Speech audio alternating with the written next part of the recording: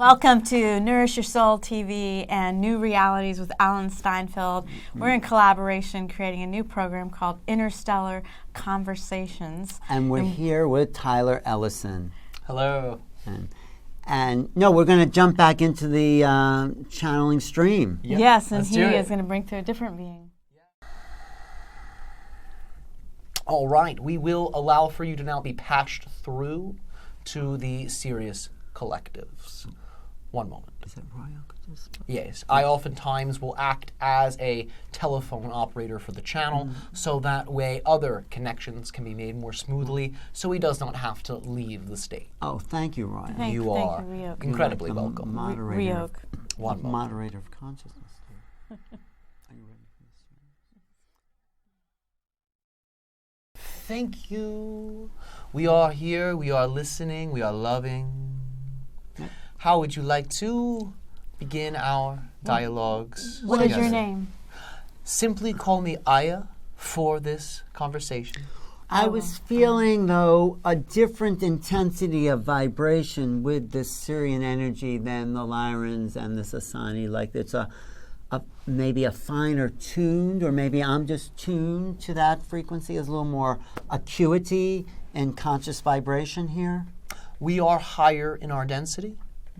And we also are more advanced in our technology and its integration with our consciousnesses. So it allows for clearer communications to then be enacted through channeling, because we have in that way a greater level of stabilization and a greater malleability with time and space. So when we interface with the channel, it oftentimes will reflect that ease of navigating time and space and reality fabrics that we possess. And a higher degree of vibratory rate, I would say. Yes. But what is the difference? What is it between your technology and Sasani's technology? They are all relevant to different collective themes and desires. Our collective themes and desires are based around building, similar to how you do your cities, higher and higher and higher stacking of infrastructures. We do the same thing, but with light-based technology. So we have physical reality frameworks that also have technologies that support light-based realities. So many types of species can overlap on our worlds that then allow for non-physical consciousness, quasi-physical consciousness, and physical consciousness to all occupy the same environment simultaneously. So you're helping the Sasani. We are guiding them, yes. But as far as the overlapping of those species, it's like a bleed through of many fabrics of reality. These are the kind of photographs I used to take. Maybe I was picturing some of those Syrian type of civilizations, you think? Yes, and the technologies will allow for the more physical members to raise their density while still maintaining their physical incarnation, so they can then experience non-physical beings. Is your society completely peaceful there? We create a version of our society that is. But remember, you have many timelines where we actually did not evolve this far. You get different timelines and versions of ETs based on your current timeline, your current vibration. Because of the timeline you're on, you're interacting with a version of our consciousness that has created utopian peace. So were you part of the instrumental guidance of the ancient Egyptian civilization because their alignment to the Syrians? Oh yes, and not just them. We have played with a great deal of your ancient societies. The Dogons. Just to name a few. What about the Hathors? Yes. But isn't there a difference between the Sirius A, Sirius B, Sirius C planetary sun cycles, orbits? Yes, they have different cycles, different orbits, but these types of consciousnesses, again, have different expressions of themselves on different timelines. They are in that way different. We are more Sirius A in terms of where this transmission is emanating from, but the ones from Sirius B still have the ability to interact with you, and the versions of them you would likely get should you connect with them are ones that have transcended different degrees of limitation that many of you stereotype them as still being involved with. So isn't the Syrian, isn't that the dolphin species? Just to name a few. But are we in the Syrian constellation, basically? I mean, is our sun part of the greater orbit around a Syrian center? You could say this, yes, and we are all orbiting greater centers and greater centers and greater centers. But you could say in that way that your orbit is a fractal of our constellation. Did you seed this planet? Who were the seeders of the human race, anyway? There were a variety of different seeders in that way. There were original seeders, you could say, those that made original alterations, but there are those that came in afterwards to make alterations. So you have a variety of different, you could say, manipulators of DNA, but that word is so bastardized by many of you. Who were the first to come in? The ones you call Anunnaki were the first, but they were not the only ones. They were the first to take the evolving primates and inject the other DNA, or were they come in as humans to begin with? They took primate DNA. It was a type of primate that they manipulated to then express itself in the form you consider to be human, but in a very different expression of human, much taller. Is that much the Sasquatch? This was the type of consciousness they originally adulterated. But they still exist now, the Sasquatch. No? They still exist, and they still interface with your world and still occupy space on your world. Do they interface with you, your world as well? They do. Consciously? Consciously, yes. They're very advanced. Are they multidimensional? They are, yes. They can weave into different realities, parallel Earths, as well as teleportation into other worlds when certain energies align within the spaces of your planet. So that's why they've never really been captured here by humans, because they simply disappear. Precisely. Are they related to the Neanderthals that also, the Neanderthal race sort of disappeared? This is a different DNA lineage. It is? Different, yes. I see. So what is your connection with AI? Because you said light technology was integrated. Yes, we work with AI. We have had AI for eons. And we also assist evolving civilizations in the designing of artificial intelligence so that way they can utilize artificial intelligence in a way that's supportive for them and a way that's supportive for their needs. So what would you say about our moment in evolution and technology now? How do you best use the AI capabilities we are coming into? It would be wise in many ways to use AI in avenues that are based in your highest preference, your highest passion. Many of you will look at the picture in a very small, limited way. But when you begin to expand your sphere of connectivity and look at how wide and expansive your sphere is, it allows for you to understand how interconnected you are to not just your local community, but your entire planet. And when you build an AI around whatever your preference is with that bigger picture in mind, it allows for the AI to more greatly perceive all of the synchronicities that connect you to these greater communities. So that way, whatever it is the AI is being used for, it will factor in the web of synchronicity and the web of interconnectivity that you are already a part of into its algorithms and probability calculations. And what will that all do eventually? Where will it lead to? What do you see as that future? Well, one of the areas this leads to is the idea of recognizing that all things are connected, that separation is in fact just a projection. Right, but we're talking about technology as well, so in a way it's all connected. And what is how does the technology serve us if we already know that?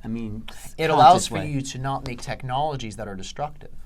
Because you'll recognize that if you are injuring one aspect of your planet through the use of technology, then it will allow for you to see the web of synchronicity, interconnectivity of how that one site of injury is rippling into the planet's infrastructure.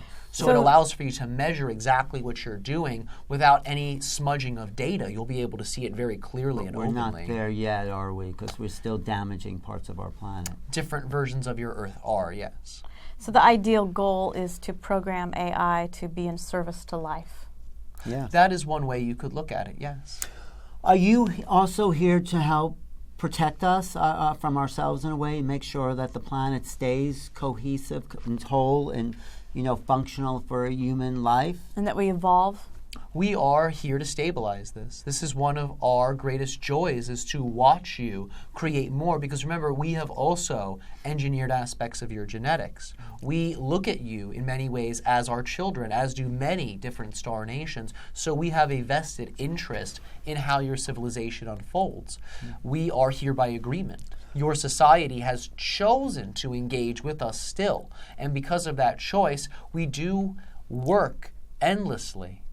But it's not really work to us, to allow for greater balance and guidance to be provided, not just from our society to your world, but from a great deal of societies to your world. But why is there still a lot of war and destruction, hatred, greed? Why are there rainforests burning?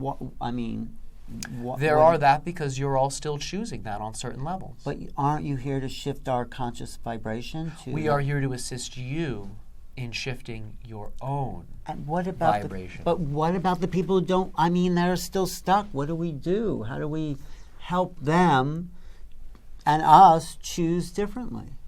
By allowing for yourself to be that example of the different option, allowing for yourself to be that example of the different choice, so they can see very clearly what that energetic state is, and then they, if they choose, can then live from that place. But it's important to recognize that your quantum potentiality allows for you to migrate to different realities, different Earths, where wars are not happening. How do we get there? This is something that many beings have already answered for you.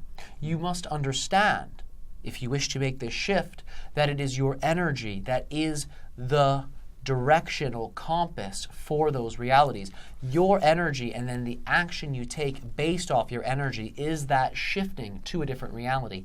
Even though the reality around you may still reflect the old paradigm, it doesn't mean you're still interfacing with the old paradigm. Right. So that's like a glass wall. Yes, you could say that as soon as you shift your energy, there's a period of time where your external reality must play catch up to you. Right. So allow for the reality to play catch up without assuming you're still in that old paradigm when you see aspects of it reflected to you. So in other words, you keep maintaining your own interconnectivity within yourself, and that you are in this joyful state of infinite potentiality, and therefore you just merge and slip through into the preferred outcome. And you keep going and going and going and going, and it's your vibration that drives you through that journey, through that infinite series of different realities. Can you just talk about your contact with us within the dream world? How do we know that we're making contact? How do we follow that thought into the dream to get access to your world? All right. The fastest way to do this is to imagine our star, even our constellation. Imagine this and see this in your imagination before you sleep. You can begin to create the perspective that you're moving closer and closer and closer to it. And then as you make contact with the star, imagine you're bathing in it. You're relaxing into it, you're breathing into it. And every night you will then be merging your dreaming body with our collective consciousness, so you can have entire experiences within our collective reality. And then when you awaken, you will find that you will be able to download into your body, into your cellular memory, the types of experiences you have had with us. Beautiful. What's your relationship to the Pleiadians? Yeah. We play with them. Okay. We love them. What level are they at? They are in a fourth density awareness. And you're in the fifth. We are in the fifth, some of us in the sixth. Because remember, we have multiple densities that are cohabitating worlds. Anything you'd like to say before we talk to somebody else? At this moment, we would suggest, because it's just a gentle suggestion, that all of you begin to recognize that you are already in your future. You are already in your future. Begin to imagine how that feels. Future now. And like imagine Rampa. you're in that future looking back at this moment. That this moment is actually you looking back in time. And you'll find that there's a certain vibration you're creating as you do this. When you follow this vibration, like it is in that way a golden arrow, it will allow for you to align to the future self that is always present, that is guiding you on this journey. So allow for yourself to observe your moment as if you are already in the future, calling you there, guiding you there. And you may find that the amount of synchronicity and guidance you perceive will increase tenfold. It will also allow for you to connect to multiple future selves that are not just human-based, but are also based in other star systems, that are also based in other realities. Beautiful. Nice. Thank you. Thank you. You Very are beautiful. so welcome. Thank you for your gifts. We are awakening to a long forgotten memory. Dawn is breaking, waves are coming in, and everybody